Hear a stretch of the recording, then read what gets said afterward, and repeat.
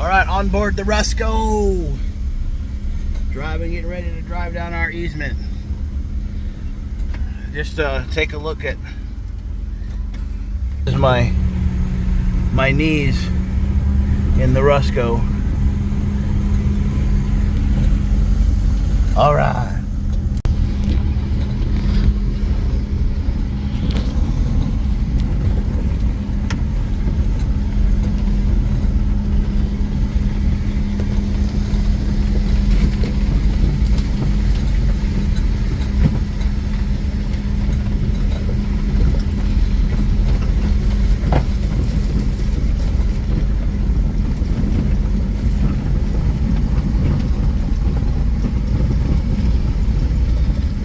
Video does not show it, but that's actually a good 30-degree slope, so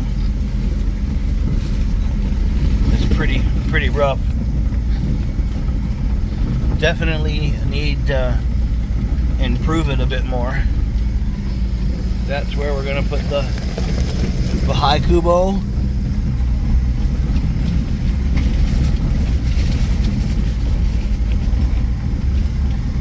And we're going to be delivering all of those today. Look at that.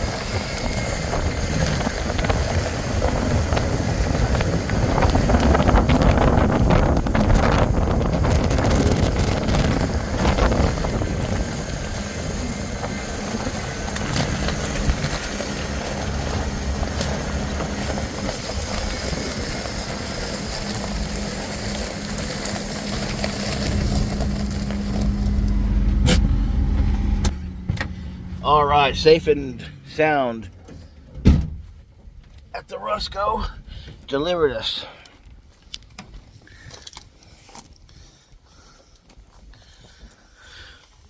So I don't know how we can make this kind of this river rock stick together. Like crushed gravel is more designed for roads, but river rock just slips around the tires.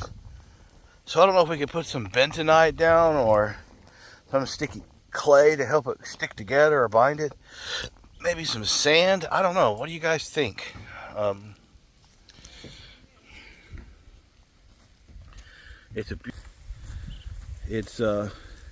have no idea what time it is because I haven't reset my watch, but it's about 9 o'clock or so, 9:30 in the morning. We put some rocks down underneath where we plan to put our little, we have a bungalow style nipa hut right here for hanging out, and the rocks, because the ground is so squishy, should help keep everything from sinking in too much. And they did a real good job of clearing out the bamboo so that it's not quite so thick, but good enough where in the evening everything's super shaded. But in the morning we got sun coming in, making it nice. All of these stuff I'm walking on is old composted corn cobs, and it would make some really good worm food, I'm sure. I need to bring out some red wigglers or something. But I have this thought, and that is, what if, oh, there's a big old frog, look at that. See that guy? Right there. Let me just walk down here. Sounds pretty squashy. They tried to burn this out pretty good. Looks like they got some trees planted over here for me, and some debris over there. But imagine, see, the Baha'i Kubo or the Nipa hut thing's gonna go right there. So what if we dug this out like this and put like a retaining wall in and made it flat, and then you put like a fire pit in the middle, and along the retaining, along that retaining wall you make a seating area, right? And maybe on the edges here you put like a steps, you know, steps that have come, so you can come out of the bungalow, come around, step, step, step, and then you have like a whole seating area, a little fire pit in the middle, and you can hang out underneath the beautiful bamboo. And oh my goodness, it started raining, so everybody runs out, runs up the steps, and you make it out of some really tasteful, you know, rock and stone. It looked really beautiful. But I got all this bamboo that's coming up right here in the middle. They've cut it and burned it, but of course I'm so much a lover of plant life and the beauty of the tropics that I almost hate to see any of it be destroyed, you know. And these guys, these are those big banana, or those the elephant ear plants. That's the elephant ear plant right there. And there used to be, I don't know if you can see this, but in my other previous videos, if you can look at that, see that little tree stump sticking up right here, there, that used to be a tree. And some videos of my brother-in-law messing around it. They finally cut it back, and maybe it'll die out. We'll rip it out, that way it doesn't bother my corn. All of this stuff has just been kind of some problem doing out here, and it's not anything you know, super extravagant or anything. I'm just making slight land improvements, you know, because when we bought this property, it was surrounded by other farms, so we put an easement in. But that easement was so muddy after a while that you had to have a four-wheel drive, and it was pretty sloppy. So then we put the rock down and all the way to this bamboo grove area and made a little parking area with the idea that we could drive a regular car out here. But the easement road is so steep that I'm going to have to go in there and somehow compact all that rock down and make it really stiff, or maybe change up the rock that's in that area, because my concern is that the rock will just slip when you're trying to drive a regular vehicle up it. Having driven down it in the Rusco doesn't seem so bad, but it's four-wheel drive and it's pretty lightweight. But you put like a full-size or a mid-size SUV with street tires on it, I mean, that slope is, you know, it's like that, and it's just brief, but you know, you're driving and it starts going and then it goes up, and then you know, kind of goes up and then tops out. And I'm not a road guy, so I wouldn't know where to even begin when it comes to the roads, on how to improve a road for driving like that. I want to keep the majority of it gravel. I wouldn't mind putting some concrete over my bridge area to kind of keep you know, everything in place. But if you guys have any ideas, I'm definitely open to it. So if you guys are wondering, as far as farming operations are concerned, what you pay people, it really kind of depends on what people are willing to do the job for. Well, the standard minimum wage is 500 pesos a day, from what I'm being told. And you might, if you have just some quick labor stuff, that you might pay somebody less than that for something quick and easy. But otherwise, it's 500 pesos a day. Sometimes they'll do, like if they're spraying your field with pesticides or something like that, they use these backpack pump backpack sprayers, and what they do is every time they empty one can on their back, they get like 30 pesos or 35 pesos, and so they might end up having 110 cans that they filled with water and added a dose of insecticide, you know, because you're trying to kill off some bad bugs or something. Then you multiply that and you give them that amount, you know, 100 times 35, and then in pesos, and that'd be like 3,500 pesos for the job. And usually you'll have multiple guys out here doing it, so it'll be, you know, 4 people, and it took 100 cans of spray, you know, the backpack sprays, and then they divide that amongst themselves, and that's what they got paid for doing the job. And it might take them 1 day or 2 days or 3 days It's really up to them on how fast they get it done, but they get paid that way. But you kind of have to have somebody out here who monitors, and that's where the family comes in, and having a good community who you can trust. There's always going to be somebody who is going to try to take advantage. It's unfortunate, but that's just how it is in a lot of ways. So there's not as much oversight in your we're not a giant farming operation, and when you're dealing with people who are, they need money to take care of their families. Some people are just unscrupulous people. That's all it is. But for the most part, I would say that 99% of the people that I've come in contact with have been good people. And there's always a bad egg in every group. It doesn't matter where you go in the world. There's a place or a person who is willing to steal from you. And you just have to keep an eye on it and then let those people go. And that's it. There's not any harm done. I don't get angry if I find out that's happening.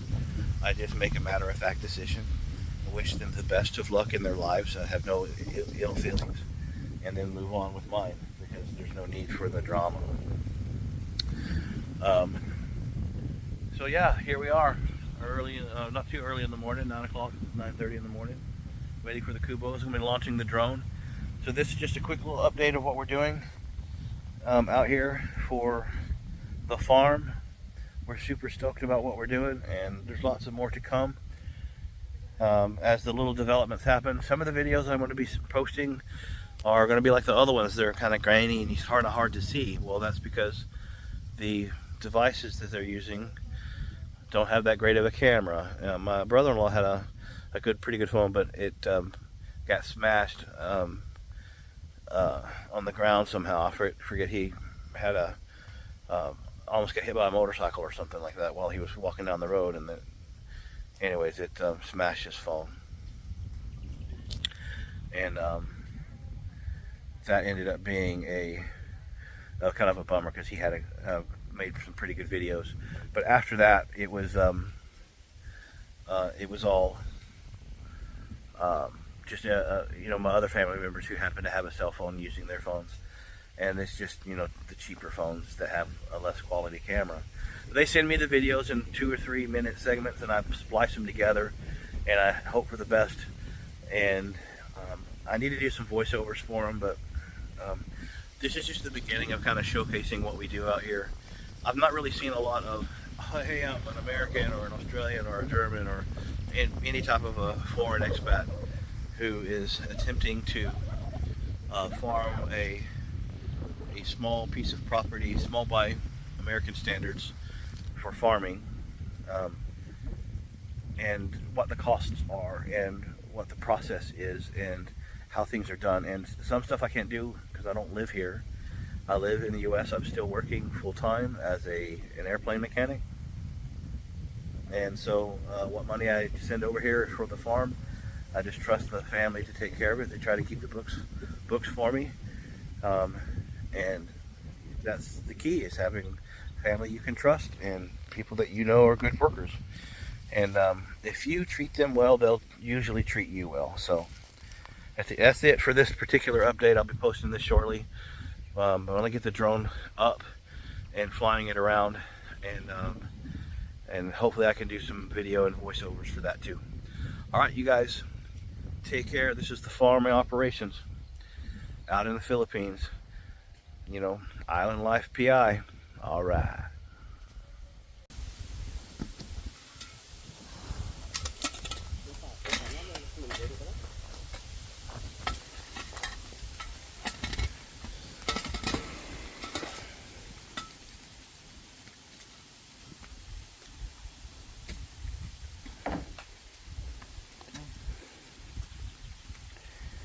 All right.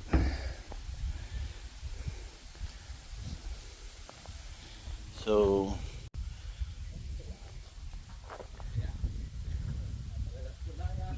there's a calamansi tree there, and a small calamansi tree there next to this papaya, one kind of coconut, then another papaya tree. This looks like a tree. Actually, it's not. It's just the way that this particular type of pepper grows. Take a look at this. It's got these little spicy peppers on them. You spice up your food, but it thing grows like a freaking tree. It's no wonder that, you know, before the flood, if these things weren't just like massive trees with just peppers you could just eat. We've got another one over there, and along with these, all those right there, that's all peppers and stuff too. We have a some other trees and bananas and stuff on the property. There's banana over there, and here's all that stump material that they dug out. I was showing you with the drone, or if you haven't seen that video, you can see them digging on it. It didn't take them long. And this is all this debris. Some of this bamboo we can use that's laying on the ground, the rest of it trying to save it. Really would like to see a lot of this burned out or cleaned up so we can have all this whole area.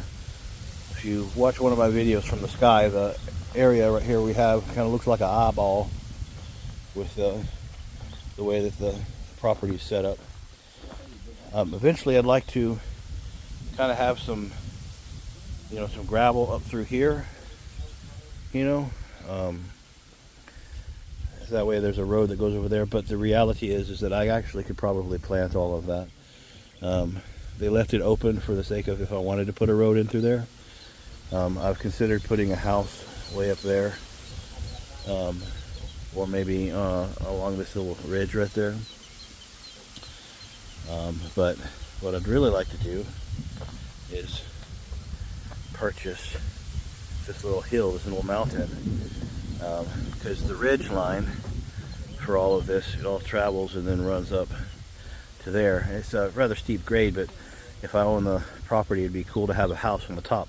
And the reason for that is just airflow, nice breeze. So here's my trailer, and this is my corn sheller right here. It's a corn sheller sitting in my trailer. My hand tractor's over there. I had them build this shed. We're going to paint this shed today or tomorrow.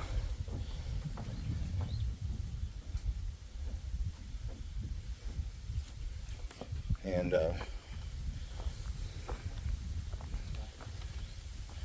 this makes for a nice area to hang out and sit in and do crops and stuff in. So this is just a spot mainly for parking and turning a car around, making that easy.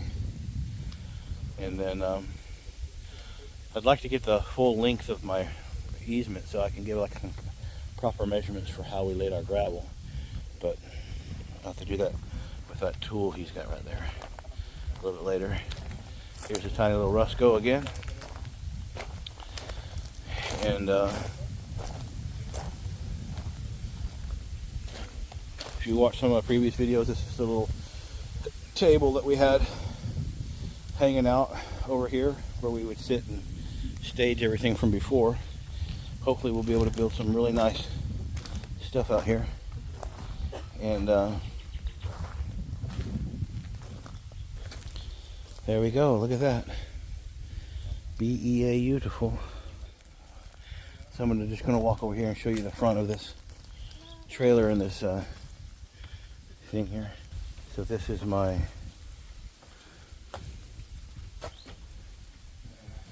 hand tractor and the sheller. And of course you can see the attachment I have for my trailer, but I'm gonna need to modify that so I can put a ring on the front of it. Now this attachment, as you see down there, is designed to attach to that little pin right there, right? Well, I'm gonna need to be able to change this out and put a ring in, so I can put a, what do they call it, a pendle clamp or a pendle hitch on the back of this Rusco right down there. And then yeah, we can pull this trailer and maybe extend it out, or we can pull quite a bit actually. So you mount the engine right there, and it runs by belt drive. It's a pull start, or like you do it like the old-timey ways, where you take the hand crank, ding, ding, ding, ding, ding, ding, ding, ding, ding, and then it fires off like you do like them old-timey cars. But it's diesel, so and it works pretty good. There's not really any gearing on it. You just rev the motor up with a pull string, and then you let the clutch out over here. That's where all that mechanism is, right there, and runs across and down and over, and that just releases the clutch and allows the belt to grab on this big wheel, and then off it goes. One speed fits all kind of thing. And then what happens is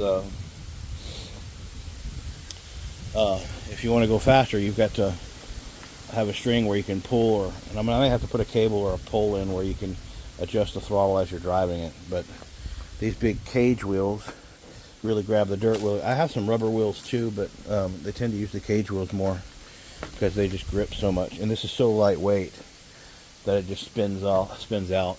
So, and they did a real good job of just like extending this out so they could store the trailer and stuff here.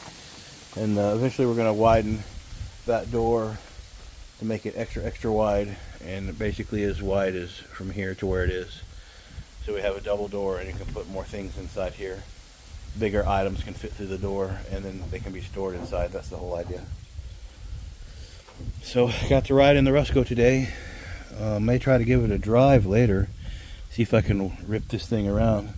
It'd be great if I could have a vehicle that I can drive while I'm out here. This thing seems like it's super fun, but for a large plus size dude like myself, it's definitely not meant for Americans who have a big appetite. We'll put it that nice way. Of course, I'm just kind of stating more of the same, but just some videos to put out there for you guys to kind of see. Everything's a slow progress, but